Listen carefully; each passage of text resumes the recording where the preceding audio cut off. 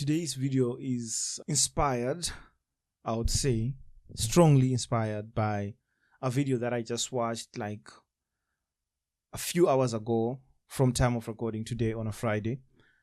I watched a video from Penuel, the Black Pen, and there's one sentence that really stuck with me. It wasn't because I 100% fully agree with him and every single word that he said, but it was because it forced me to ask myself a question. Do I actually believe the things that I say enough to live with the consequences if anything has to happen, in this day and age that we live in? Because everybody tells you to speak your truth, but a very few people can actually tell you what will happen if you do, like if things go wrong. So let's talk about it.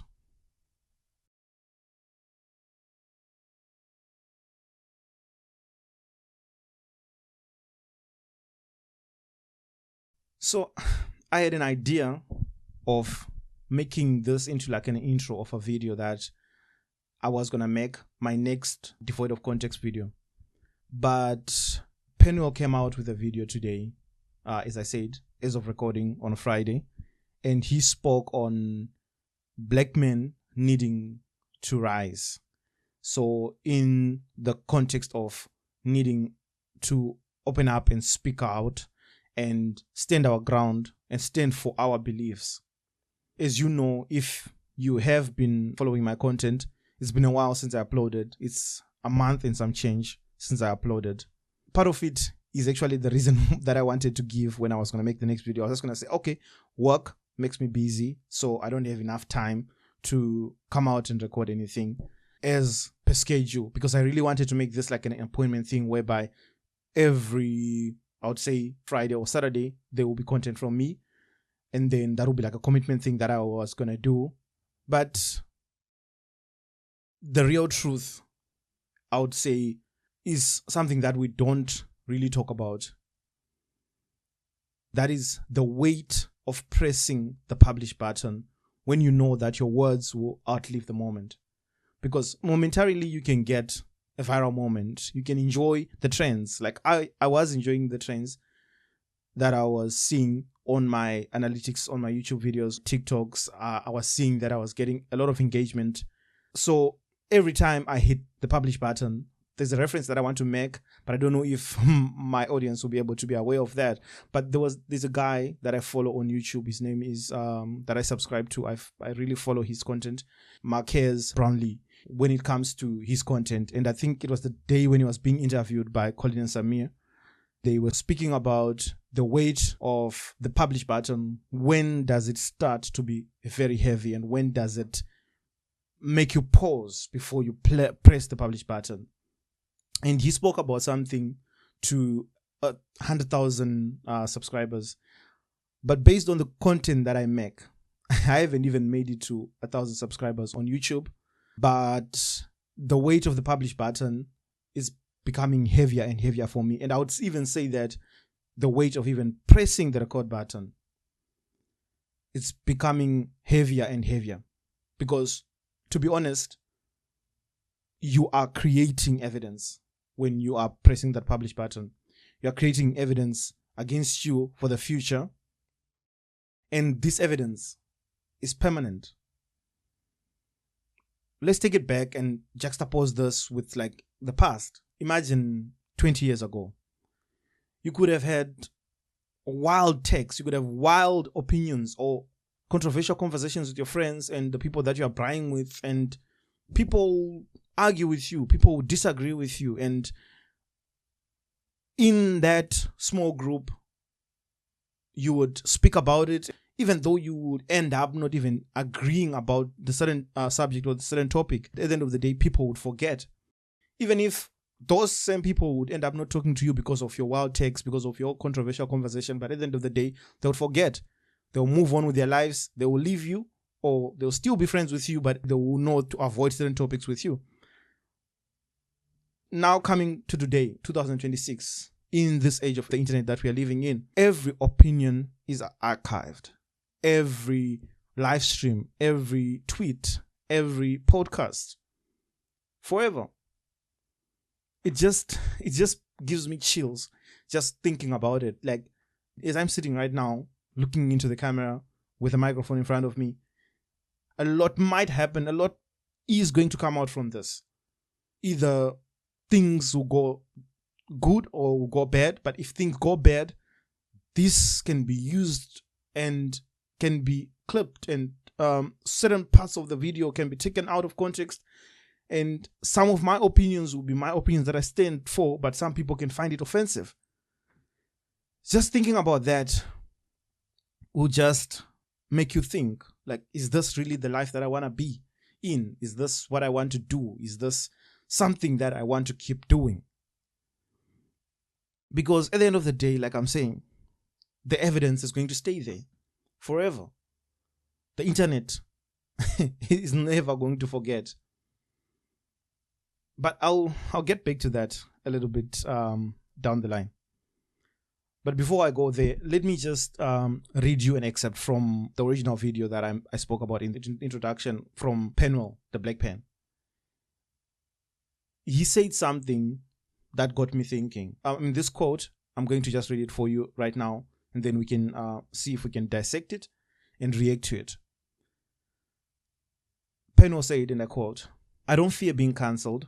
I don't fear being criticized when people say I am controversial. I've worn my heart on my sleeves, and I've shared my personal story around having children, women," as he said. He has been speaking about it so many times. And he continues and spoke about how he shared his life experience frankly. He didn't come out being apologetic and expecting people to maybe feel sorry for him or take his side and say, okay, you know what, this is my side. Please take my side because my baby mamas are like this and that and that and that. He also spoke about not feeling guilty because he knew that the decisions that he made were his decisions. So whether you agree with him or not, I think for me, he's forcing us to think. He's forcing us to confront something uncomfortable. People often say, okay, speak out, speak your truth. Like in this day and age, like people are encouraging each other to speak, are encouraging each other to talk about questions that they have or opinions that they may have on certain subjects, be it religious, political, philosophical. Let's speak about it. Let's talk about it. But nobody really talks about the risk, which is losing sponsorships for big YouTube channels, for big content creators who depend on sponsorships. I've seen a lot of them. I've seen a lot of content creators ending up going on lives and stuff like that, apologizing because they are now at the risk of losing sponsorships or people losing employment.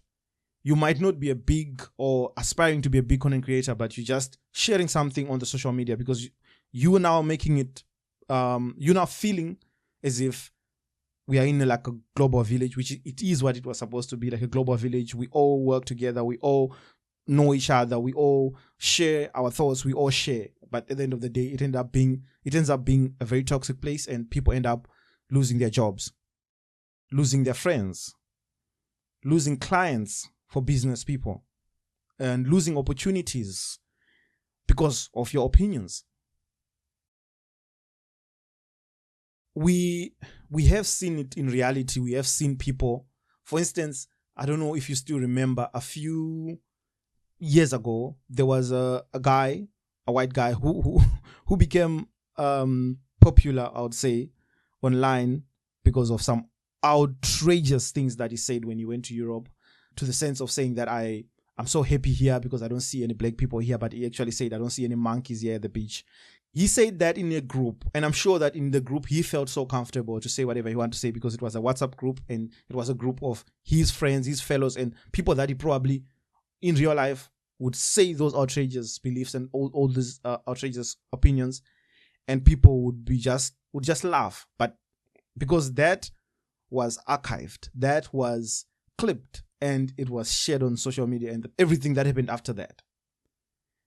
And then something else outside of opinions, like we have seen people like Katlego Maboy, Jonathan Majors, Johnny Depp, etc. Those men have lost like millions, if not billions, for people like Johnny Depp in opportunities because of some accusations without even enough investigations, and they lost their jobs, they lost their opportunities, they lost a lot of people, a lot of money because of accusations. Now imagine this, sitting here and spending 2 hours on a podcast, and you are willingly saying things that you believe in, your opinions. It's terrifying if you think of it that way, because you are having 2 hours of being yourself, because a person can only pretend to be somebody else for a very short space of time. That's why you see in filming, most films that you probably watch, like a 1 hour film, they film it like in a span of maybe 50 days or even more, because it's only a short space of time that a person can actually pretend to be somebody else, and it can actually work. So after 2 hours, in the beginning, you are still trying to act okay, I am a level-headed person, I am acceptance of these groups, I accept these beliefs and all that, I'm okay, everybody can bring whatever. And then as soon as you become yourself, as soon as you are given enough time and you are put into certain topics, or you have certain thoughts, because as we are sitting like right now, as we speak, we are thinking out loud, we are constructing the thought on the fly, we are building a puzzle on the fly. So some of the things, if you actually write down things, you would say, okay, certain things I'm not going to say, or I'm going to see if I can fact check myself before I say this. I'm going to sound it off and speak out loud first to myself and see if this is going to be something that will not cause me any trouble. But when you are on a podcast, you don't have time to think about that. And a lot of people, as you have seen, like in this past 2 years, a lot of podcasters have gotten themselves into trouble. For instance, Mac G, I'm sure he's still facing litigation right now over his comments. And we also have even Penuel himself, the one who said you can speak whatever you want to say. A lot of backlash on certain things that he said over March and March protest. It is very scary where we are. And would we blame those other people who decided and say, you know what, I'm not going to be talking, I'm going to just stay silent, I'm not going to say anything? Especially like, for instance, Zimbabweans. Lots of Zimbabweans choose to not say a word when it comes to political things, because whatever the repercussions that might come out of that, because they know the reality of things that can happen to them. They know the reality of having people disagree with your political view. You can lose your job. You can lose your life. So there are a lot of people out there who actually have thoughts, who actually have questions, who actually have opinions, strong opinions that you might actually enjoy interacting with. But people have responsibilities, my brother. People have responsibilities. People have children. As Penuel said also in part of that video, he says that you need to be there for your children. You need to be a present parent. You cannot be a present parent if you have been targeted, if something happens to you. You cannot be a present parent if your children are at risk of being doxxed, your location, your personal information being doxxed, and your children being attacked at their school and stuff like that. Your family members being bullied on the social media. I saw recently, I think this week, there's a girl that is trending right now in America for a statement that she made, and it was only 4 words. Imagine this. There's a guy who DM'd her on TikTok, and short is short. And short is short, and he was very smooth with it. And then she didn't like it, because she's a white lady and he's a black guy. And then she says, I'm not into niggers. Like with a hard R. I don't even know how to say it with a hard R. I'm African. We don't speak it with the hard R. So just those few words. I am not into niggers. Just that. 4 words. And right now, the company that she works for, it is being bashed left, right, and center because they cannot outright come out with a statement and say, you know what, we are going to distance ourselves from this person. They have said something, but it's not satisfying enough to the people who are seeing this as offensive. So you can see it. There is a real cost. She could have said it in a nicer way, but she was being honest. That is her opinion. That is her preference, I would say. But there it is. It was a DM. Now there are millions of people who are reviewing the business where she works at. It's not even her business. She's one of the employees. Now imagine that. Imagine me. I'm running a business. And I think about this a lot with every video, with every upload that I make. Sometimes I've got videos that I can never upload because I'll look at it and then I'll be like, if any of the prospective clients or current clients or partners that I'm working with right now see some of these opinions, they will strongly disagree. But it's not civil anymore. People don't strongly disagree and say, oh, you know what, I strongly disagree, but I respect your opinion. People will say, I strongly disagree and I do not want to interact with you and I don't want to work with you anymore. So sometimes I think about it when I send a quote out for business and then a prospective client says, no, we're not going to give you this job. We have decided to go another way. So you start feeling like, okay, is it something that I did? Did this person Google my name? Did this person find one of my wild takes on TikTok? And now it's costing my children a lot of money. Now it's costing my future. And I'm not getting paid for my opinions. I'm speaking out because of what I believe. Because I believe that these questions, some of the questions that I have, I'm not the only person that has those questions. These opinions that I have, someone probably out there is not brave enough, or I'd say doesn't have the right words to say certain things. In some of my essay videos, I actually do research and come with facts, but a lot of people would disagree. Either it's religion, or it's political, or just philosophy of life. A whole lot of people will come and will strongly disagree in a very, very offensive way. Now imagine it's a prospective client. Now imagine it's a prospective employer, a prospective investor, a prospective partner in business. The internet never forgets. That is something that has been proven. So at the end of the day, I cannot just be doom and gloom. I have to balance this, right? The other question would appear. If everybody stays silent, who speaks? If everybody just decides to say, okay, I'm not going to say anything, I'm just going to preserve my lungs, I'm going to preserve my face, I'm going to preserve my skin and not get out there and speak, then who speaks? If everybody decides, okay, I'm not going to say anything right now, I'm going to wait for the political climate to stabilize, or I'm going to wait until a certain person in my life is no longer in my life so that I can be able to outrightly or openly speak about certain things, because I know that if I speak about these things, this person might not want to be my friend anymore, or this person might not want to be in my life anymore. Will it ever become safe? If we are to be honest, will it ever become safe? I don't think so. To be 100% fair, this isn't unique to Africa. This isn't unique to Zimbabwe. This isn't unique to South Africa.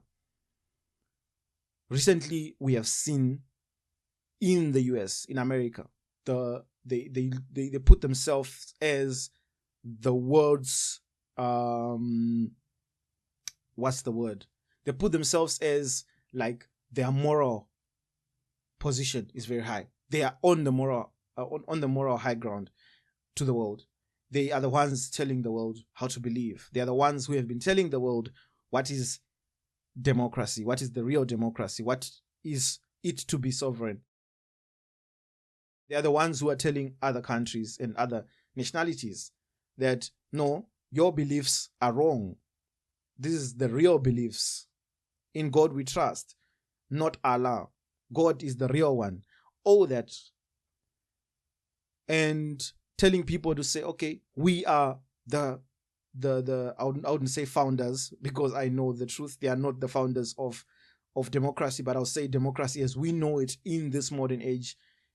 They are the ones who actually perfected it, because democracy has been spoken about back in ancient in ancient Greece, in ancient Rome. They have spoken about it. They have tried. That's where it had started. And then in this day and age, we would say democracy has been perfected by America, and they have stood in front of everybody, and they have been showing that even in their propaganda movies that they make, to say, okay, America, the way we are, and this is the right, all the rights, the freedom of speech, the freedom of expression, the freedom of belief, the freedom of religion. They have been saying that. They have been showing other countries as being not acceptance. But anyway, where I'm trying to get it, we have seen journalists, we have seen academics, political activists, religious activists, community activists, political commentators, even comedians. They are paying the price for speaking their mind, for saying a joke. Trevor Noah was threatened to be litigated by Donald Trump. I always mix them up. Jimmy Fallon, Jimmy Kimmel. Okay, Jimmy Kimmel. He, at some point, got suspended. Stephen Colbert lost his job. They say, no, ratings, low ratings. That's a lie. Allegedly, somebody went at the back and said, you know what? We don't want his takes. We don't want his monologues. We don't like what he says. And he even spoke himself that he has over 100, I would think, of dependents, like including families of his employees that he had and partners that he was working with. They lost their income. Nobody had a plan B set for them because only one person was not being agreed with by the administration. Some of them are being seen as social pariahs. Some of them, financially, they cannot even move forward with their lives because they don't have income, because it was just cut short like that. This is a very, very dangerous place that we are in. So, like I'm saying, it's not only in Africa, it's not only in the so-called third world countries or dictator-ran countries or authoritarian countries and stuff like that. It's not like that anymore. With that said, I also think personally, and this is in agreement with what Penuel said, that something else is happening out there. Something else is happening in this world. There are genuine disagreements that I've seen. There are genuine disagreements that people can have. But there are also incentives. There are incentives to keep black people fighting one another over politics, sometimes over race, sometimes over tribes. Tribal wars up until today. Black people fighting each other. No, you are the one that deserves to be here. You do not deserve to be here. You do not belong here. You shouldn't be here. And stuff like that. Sometimes over gender. That's another topic. Sometimes over history. I think you can see here. A lot of people do not agree with that. But that's what it is. He did not agree with history that he was taught in his school, in his class. He decided to say, okay, let me go in my own path and find out what is my history? What is the history of my people? What is the history of this country? What is the real history? Because there are some people who are still being taught that is the truth. So, does this mean every disagreement is manufactured? If we come back again to the incentives, does this mean that every disagreement is manufactured? It doesn't. It doesn't mean that. But it does mean that we should also ask ourselves, who benefits when ordinary people become enemies? I'm not going to answer that question. I'm going to leave that question with you. So my video has gone long now. I just want to, before I close, have a little bit of reflection here. Personally, one thing that I refuse to do is assume that everyone who disagrees with me is evil. I made a video earlier, I think around the March and March time. I made a video, and then it was about people who were sitting in Cape Town, who were sitting outside in the rain with their families and were scared to go back home, were scared to go to work. They were waiting there, and they were like having real issues. People lost their lives in that time. And somebody was strong enough to go into the comment section and say, hey, sekwanele mabambe. Something like that. Like, you would think, why? And then I come back again, and then I say, okay, it's not that the person is evil for saying that. I would say sometimes it's because of having different lived experiences. Because as myself too, I can have my own biases because of my own lived experiences. And I've said that in some of my videos also, that my lived experience might not be the same as your lived experience. So I am going to say things, my opinions, based on my lived experience. So before I digress into experiences, I'm going to read the last excerpt from Penuel, and then I'm going to close.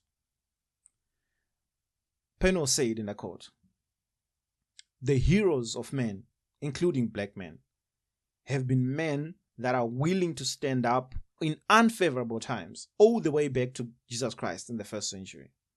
A man stood up, a black man." Whether you believe that or not, that Jesus was a black man, that's another conversation for us to have.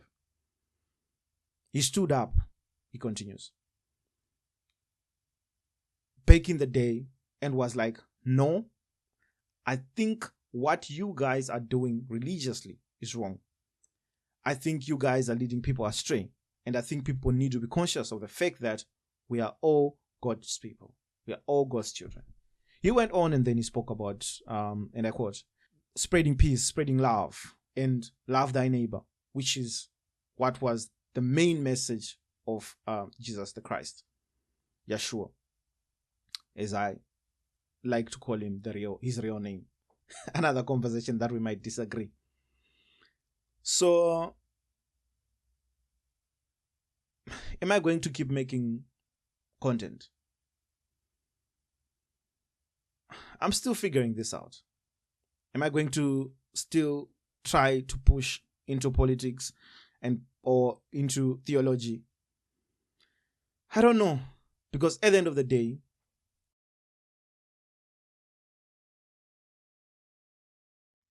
I do not know where the line is. I don't know where whoever disagrees with me draws the line himself or herself and say, or themselves as an organization, and say, okay, we are going to now try to censor you because now we are seeing that you are making a big impact, and then we don't want you to keep moving in this direction. I don't know where my family will draw the line and say, you know what, you are risking us. You are risking our lives. You are risking our businesses. You're risking our jobs. I don't know where my prospective clients, my current partners, my sponsors, I don't know where they will draw the line and say, you know what, here, we are done. We're not going to tolerate this. This is all. We're not going to work with you if you have this kind of opinions. I don't know how much honesty is too much honesty. I don't know how much honesty I can put out there that is not going to risk my family or my personal life being attacked, or me being doxxed, or me being I don't know, losing it all. But I do know this. Silence itself, it has consequences. Every generation has to decide whether comfort is more important than conviction. And I think our generation is being forced to make that decision right now. So my ending question of this 40-minute video is, what's harder? Speaking your mind or living with the consequences after you have spoken? This has been Devoid of Context, and I'm Tino. See you in the next one. Peace.